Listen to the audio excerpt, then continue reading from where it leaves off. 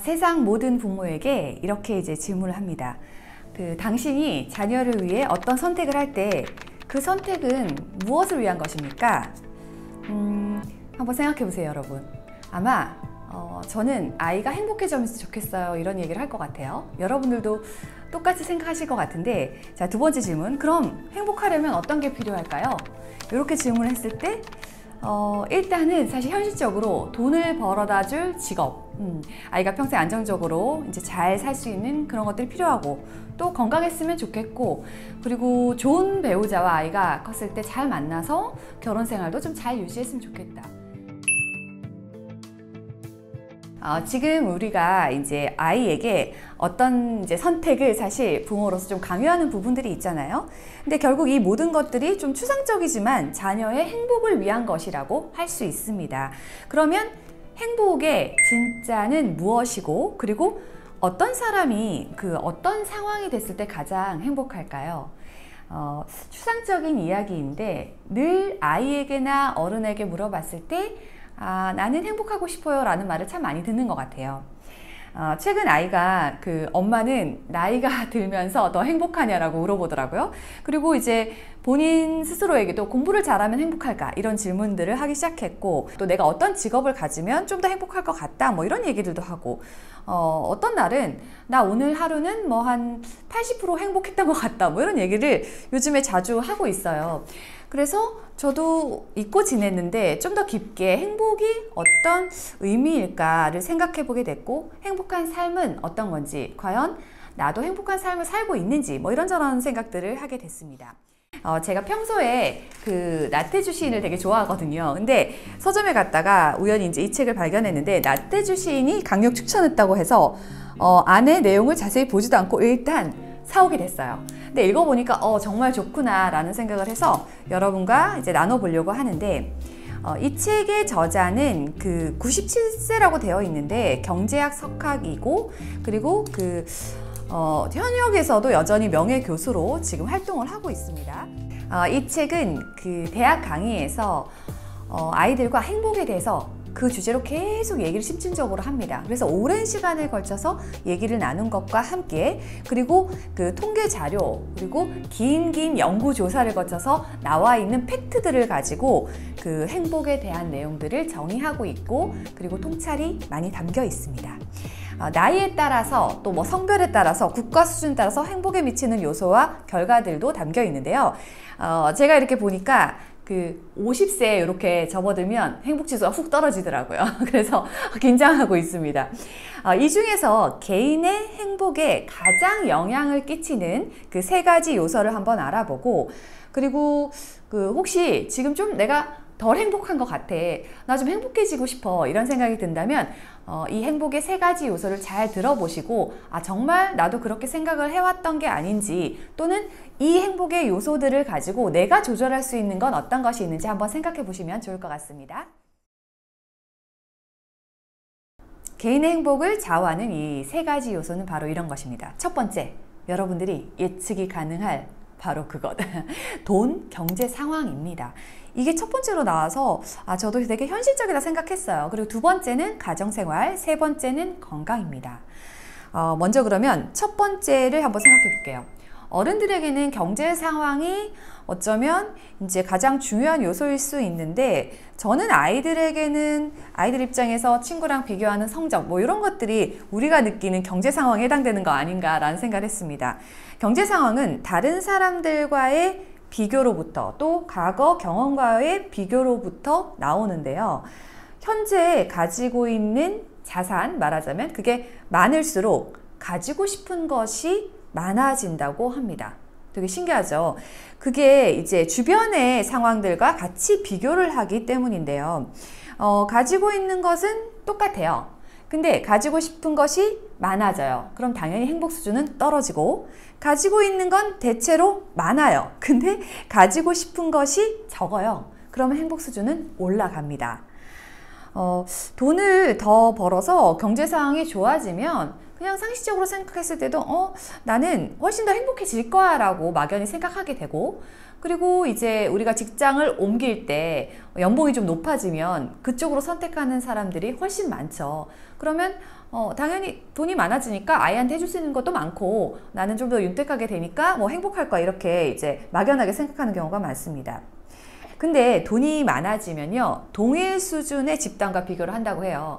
그래서 사회적인 비교를 하면서 소득의 준거 기준, 이 준거 기준이 높아진다고 하는데, 준거 기준은 뭐냐면 어떤 가치를 판단할 때 표준으로 삼는 기준이에요. 이 기준 자체가 높아지는 거죠. 그래서 결국은 행복의 수준은 소득이 증가해도 변하지 않는다고 합니다. 이렇게 듣고 보니까 좀 그럴싸하잖아요. 그래서 제가 그 소득에 대한 생각을 해보면서 대부분의 사람들이 이제 스스로 합리화를 하는 부분이, 내가 A라는 이제 회사에서 B라는 회사를 선택하면서 연봉이 예를 들어서 뭐 5천에서 뭐 1억으로 된다고 했을 때 분명히 많은 것들이 해결이 되고 행복해질 거야 라고 생각을 하는데, 상대적으로 1억을 받는 연봉이 되면 이제 시간이 당연히 줄죠. 그리고 업무 강도는 높아지고 가정생활은 조금 더 충실도가 떨어질 수밖에 없습니다. 그러면 이제 두 번째, 세 번째 요소를 같이 살펴보면 될 것 같은데요. 이 두 번째에 나와 있는 가정생활 그리고 건강은 준거 기준이 달라요. 요 둘은 과거의 본인의 경험에 바탕을 두고 거의 변하지 않는다고 해요. 좀 전에 나왔던 돈이나 경제 상황은 상대랑 비교한다고 했잖아요. 근데 요거는 자기 안에서의 비교를 한다는 거죠. 그 본인의 상황을 비교해보고 내가 이전보다 건강이 호전됐어요. 그럼 행복 수준은 올라갑니다. 그리고 가정생활 역시 이전에는 사이가 좀 안 좋았는데 뭐 남편 간의 문제가 해결됐다, 아니면 자식 간의 문제가 해결됐다, 그러면 행복 수준이 올라가는 거죠. 코로나 그때 상황에서 이제 코로나 이렇게 많이 걸렸었잖아요. 그래서 과거와 비교했을 때 내가 그 건강 상태가 나빠졌잖아요. 코로나에 걸렸어. 그러면 행복 수준이 당연히 떨어집니다. 그리고 다시 회복이 됐어요. 그러면 이전과 비교했을 때 이전으로 돌아가졌잖아요. 그렇기 때문에 행복 수준이 다시 올라가는 거죠. 이 둘은 그 외부 환경에 따라 바뀌는 게 아니라 내부의 나의 기준에 따라서 올라가기도 하고 내려가기도 하는 거죠. 이렇게 세 가지 요소를 살펴봤어요. 어떤 생각이 드십니까? 들어보니까 경제 상황은 그러면 내가 돈을 말하자면 쫓는다고 해서 행복의 수준이 계속 상승하지는 않겠구나 라는 예측이 들고, 그리고 건강과 가정생활은 그래도 내가 관리를 하면, 그리고 가정생활은 내가 어떤 부분에서 충실을 하거나 하면 행복 수준이 올라가겠구나, 이런 생각이 사실 들잖아요. 이론적으로는 그렇게 들고, 그리고 실제로도 맞아요. 오랜 기간 동안 연구한 데이터니까요. 근데 현실적으로 이제 돌아와서 생각을 해보면 건강에 대한 것도 내가 건강이 나빠지지 않는 이상은 뭔가 특별히 관리를 안 하거나 그냥 그대로 가는 경우가 굉장히 많습니다. 그래서 건강의 위기가 왔을 때 건강의 소중함을 알게 되는 것 같고요. 가정생활도 그냥 평온한 상태에서는 그 행복의 강도가 똑같기 때문에 더 행복하다는 생각을 사실 안 하게 되는 것 같아요. 근데 가정생활에 위기가 오거나 조금 힘든 상황에 놓이면 나 이전 상태가 굉장히 행복했지라는 생각을 하게 되는 것 같아요. 건강도 그리고 가정생활도 나 혼자만 노력해서 되는 부분이 아닌 부분이 상당히 많다는 생각을 사실 하고 있어요. 돈을 조금 더 많이 벌면, 뭐 예를 들어서 남편이 돈을 좀 많이 벌어와요. 그런 상황이 되면 시간이 일단 없고요. 그러면 아이랑 지낼 수 있는 시간이 현저히 줄어듭니다. 그러면 그 몫이 나한테 오죠. 그러면 말씀드린 가정생활에 나의 행복 수준이 떨어지게 되는 거죠. 그래서 어떤 선택을 할 때 이 세 가지를 같이 고려하면 좋은데, 한 가지 좀 특이한 점이 있었는데, 아까 제일 중요한 요소를 또 경제 상황으로 사람들이 생각한다고 했는데, 이 자료 하나가 이런 내용이 있었어요. 그 수십 년간 사람들이 시간을 어떻게 보내는지 수많은 연구를 하게 됩니다. 이 조사들에서 응답자가 어떤 활동이 가장 즐거웠는지 사람들이 점수를 이렇게 쫙 표기를 한 거예요. 그 결과가 이렇습니다. 대다수가 보시는 것처럼 비용이 들지 않거나 거의 들지 않는 활동에 행복감을 느끼고 있어요. 참 신기하죠? 경제 상황을 이렇게 의미 있게 두는데 실제로 사람들이 행복을 느끼는 건 생각보다 돈이 들지 않는다는 겁니다. 그래서 돈을 많이 추구하면 그 행복해진다라는 일반적인 믿음, 그리고 사람들이 막연하게 생각하는 그 믿음이 실제적이지 않다라는 의미가 있고요.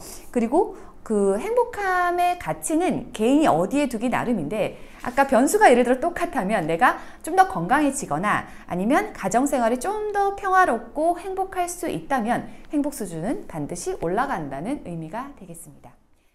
행복에 대한 이런저런 얘기를 하면서 이런 경제학에서, 사실 이분이 경제학자잖아요. 근데 행복을 논의해서 제가 의외다 했는데 결국 경제는 행복을 위한 것이라고 나와 있어요. 그래서 우리가 어떤 물질을 갖고 싶고 뭐 하고 싶고 이런 모든 것들이 다 행복을 위함이다 라고 되어 있고, 제가 어제 이제 서점에 갔다가 관련된 책들도 막 돈에 대한 게 너무 많은 거예요. 그래서 너무 이 돈에 대해서 이제 얘기들이 만연하다 보니까 사람들이 상대적 비교를 너무 많이 하는 게 아닌가. 그래서 개인 간의 비교가 커지다 보니까 좀 더 불행해지고 행복 지수가 떨어지는 게 아닌가, 그런 생각이 들어서 오늘 행복에 대한 이야기를 여러분과 함께 나눠보았습니다.